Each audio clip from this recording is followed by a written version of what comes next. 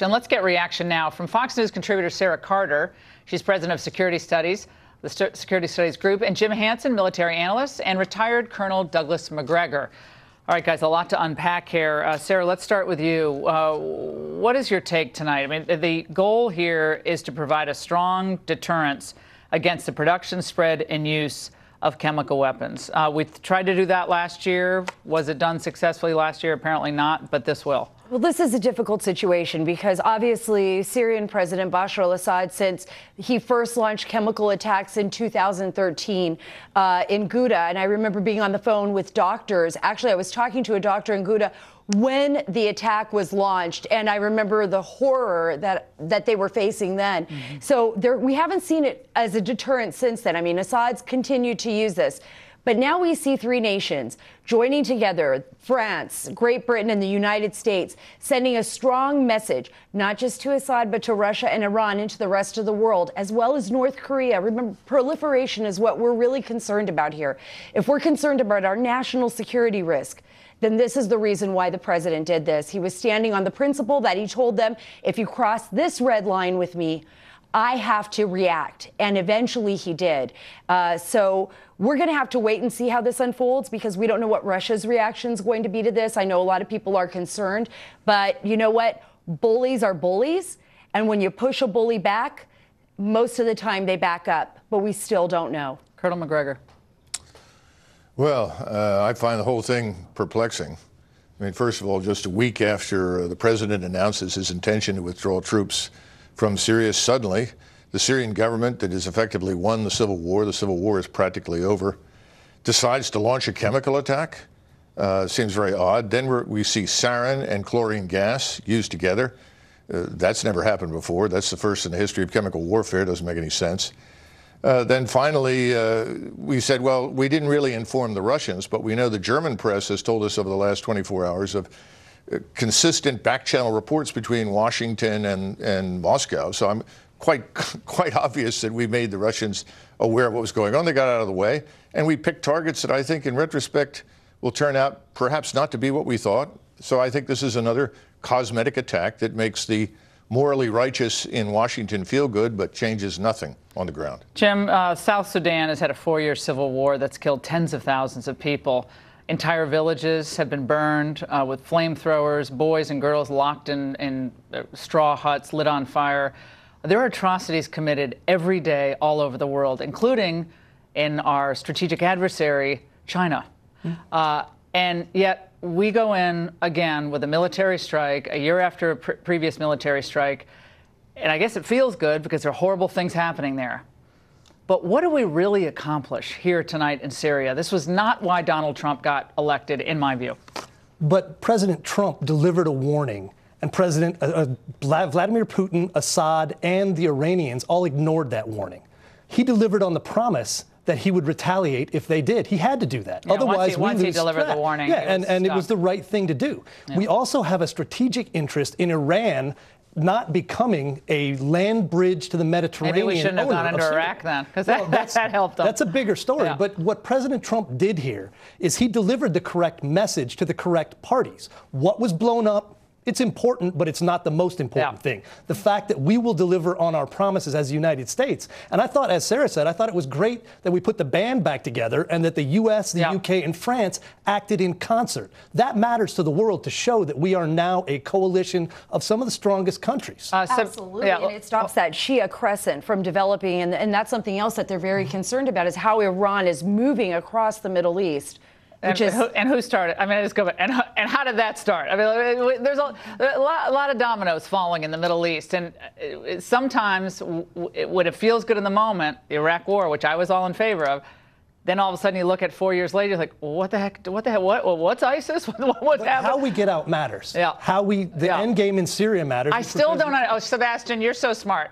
Why does Saddam Hussein, I see I'm having all confused. Why did Assad decide to do this now, Sebastian, given the fact that Donald Trump, his instinct is, let's get the heck out of there. We've trillions of dollars spent in the Middle East. China is on the rise. We don't want to get bogged down there. And then the attack happens. Why did that unfold that way? Well, look, Laura, I know a lot of people are queasy tonight, but they should look. Colonel Macgregor's being obnoxiously obtuse. The president needs to be listened to. This isn't about Rwanda. This isn't about Sudan. This is a battlefield where chemical weapons are on the loose with multiple actors, many of them jihadists. This is a regime that has committed mass murder. His father was a mass murderer, and so is Bashar al-Assad. The idea that this is irrelevant to America is so astrategic, it beggars belief. The president is not an interventionist. He's not going to deploy 160,000 troops like the Bush administration did. But we have to assert our moral clarity. You do not get to use illegal chemical weapons against women and children. And I was in the White House a year ago, and I saw the intelligence. And guess what, Colonel? It was the Assad regime that did it. And when a 4-star retired Marine Corps legend like the current Secretary of Defense tells you that we've seen the intelligence and it was Assad, everybody should take that to the bank, and shame on you for questioning General Mattis, retired. Well, I've met General Mattis, and I'm happy to question it because I don't think General Mattis meant what he said. You don't have the clearances, and you haven't seen it, Colonel. Well, you'd be surprised at the clearances that I have. Have you seen intelligence? Have you seen intelligence?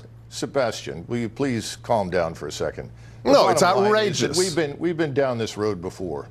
We launched cruise missiles not with in this president. 1999 against not the with this president. But one at a time, Sebastian. You can respond in 1 second. We launched it against a factory we said was building missile parts in 1999 and connected to Al Qaeda. It was a milk production facility. We've had so much misinformation. It is absolutely not clear what happened a year ago. I completely reject that. It is to me. You were outside the building. It is not clear to me. Absolutely not. And I have spent my life in the military, and I have seen intelligence manipulated repeatedly over the last 25, 26 years. I'm glad you know better than this president and his Secretary of Defense. I think that President Trump needs to listen to the 50 million Americans who voted for him. They did not vote 60, for this, actually. And they didn't support this. I'm glad you speak to all Americans, Colonel. I'm glad you've made yourself the spokesman of 60 million Americans. That's very modest of you. Well, let's talk about the War Powers Resolution, because this always comes up every time we launch a military strike, whether Congress should give its imprimatur to the action. And it allows the president to use force on a temporary basis. Like he can do it on his own, doesn't have to go to Congress. Very limited, narrow criteria. Many say tonight that didn't meet that criteria, that this type of strike actually does require congressional approval. I understand. I can actually make the argument for both sides. I think it's an interesting discussion. Jim.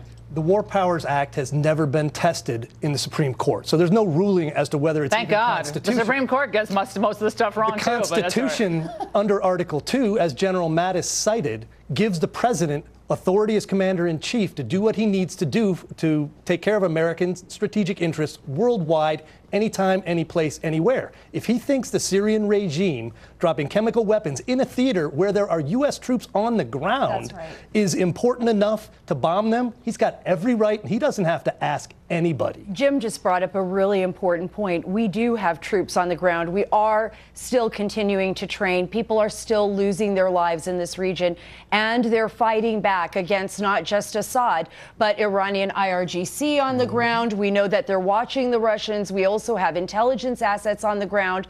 So when something like this happens, when we're in direct threat, and I think not just to our men and women on the ground, but also to our nation. I mean, we have to think of the national security implications of proliferation, and that's something that a lot of people are not thinking about. But we had Islamic State on the ground. We have Al Qaeda. We have various rebel groups. Did Assad attack ISIS?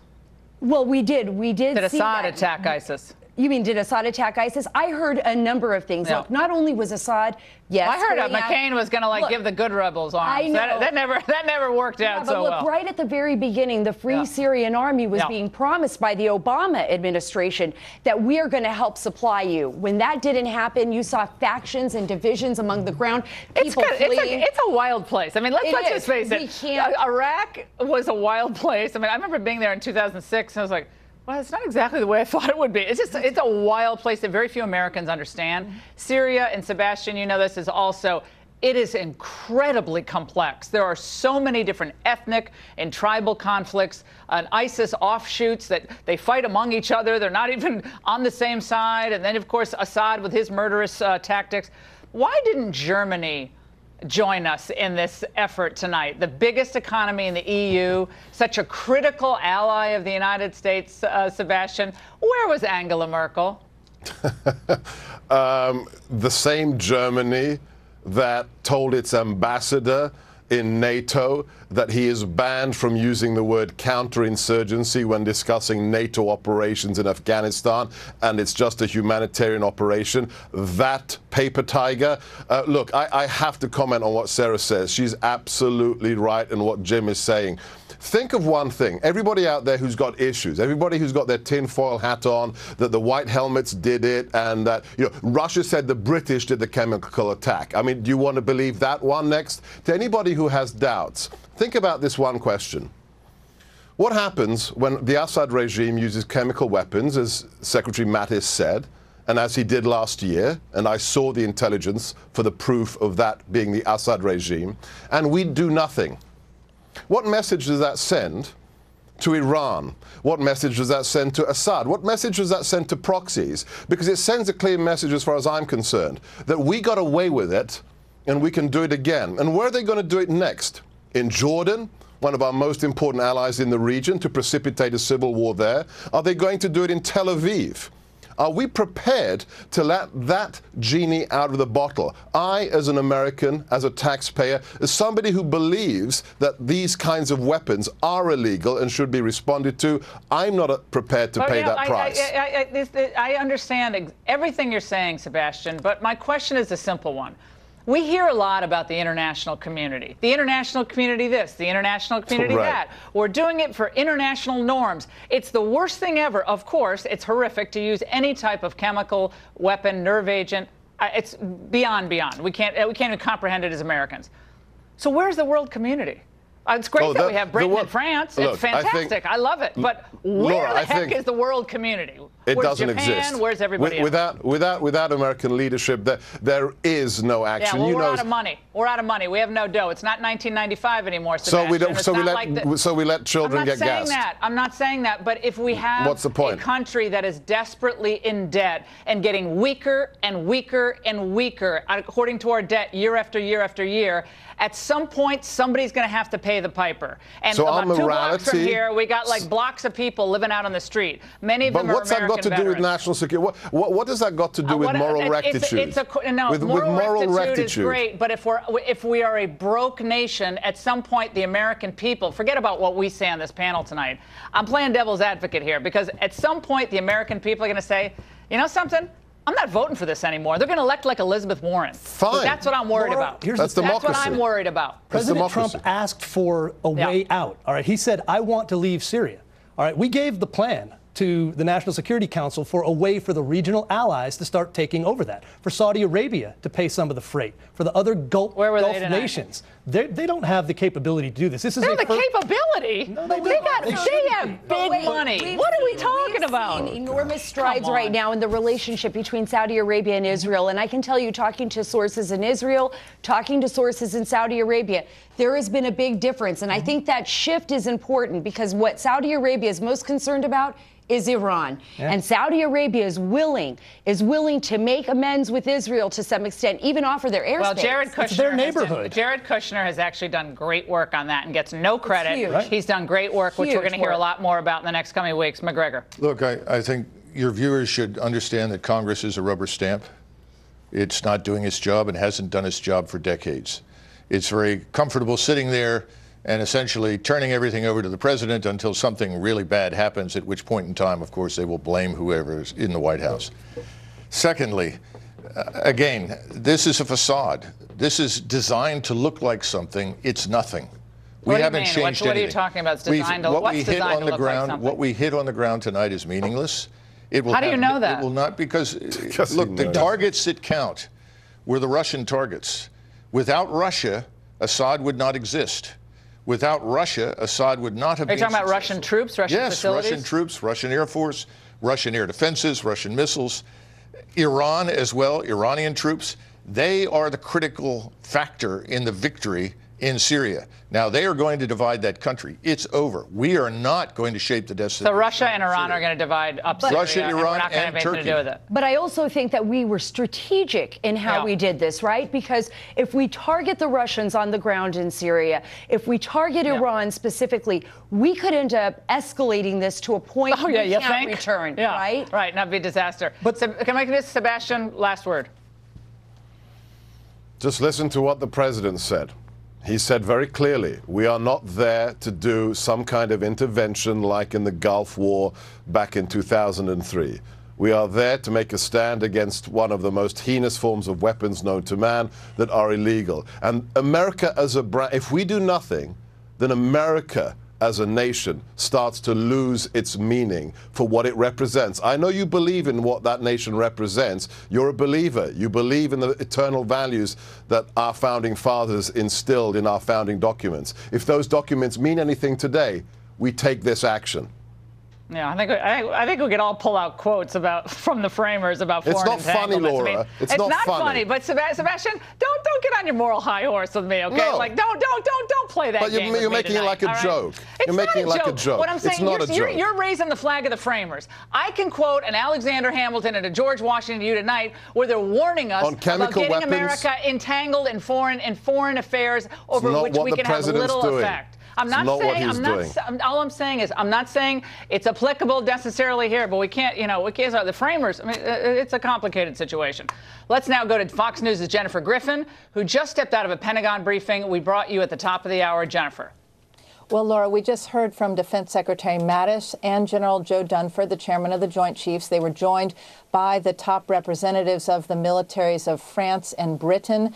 They addressed what the targets were that were struck. And we now know that there were 3 targets struck by both manned airplanes as well as Tomahawk and cruise missiles from the Navy. It was in Damascus, the Scientific Research Center, that's an R&D facility of chemical weapons, was struck. And then there was also a chemical weapons storage facility in Homs, that's north of Damascus, and another chemical weapons storage facility near Homs. So those are 3 sites. We were told by the Defense Secretary and Chairman of the Joint Chiefs that this wave of strikes is now over. It is a one-shot message to the Assad regime. It was limited in nature, but Defense Secretary Mattis did say that about twice the amount of munitions were used this year as last year's strike that involved those 59 Tomahawks that struck one site where the Syrian Air Force was based at the time. So this was designed to send a message. They were very careful not to rule out targets where civilians would have been killed. They also obviously were trying not to hit any of the Russian air bases there. General Dunford said that a deconfliction line was used to deconflict the airspace above Syria with the Russians, but targets were not given to the Russians in advance. General Dunford said that the Syrian air defenses, surface-to-air missiles, were engaged in the beginning. Once the U.S. airstrikes began, the U.S. and British and French airstrikes began, but it's not clear whether the Russians actually engaged their air defenses. So they will have more bomb damage assessment tomorrow. Defense Secretary Mattis said that they expected a disinformation campaign from the Syrian regime and its allies.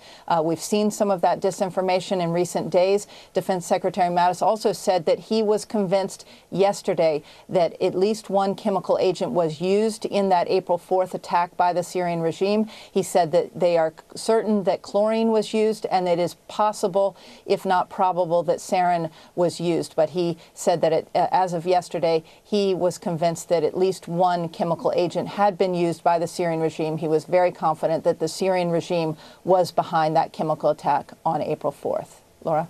Jennifer Griffin, thank you so much.